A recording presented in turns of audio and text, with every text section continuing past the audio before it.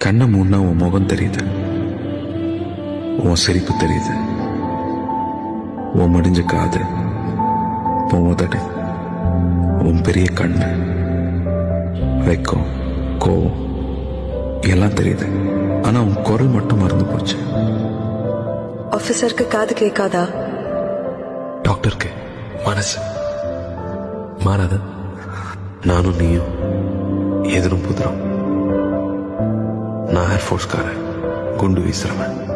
நீ டாக்டர், உயிரை காப்பாத்துற ரகம். நான் ஒவ்வொரு கணமும் என்னையே எரிச்சு அழிச்சுக்கிட்டு இருந்தேன்.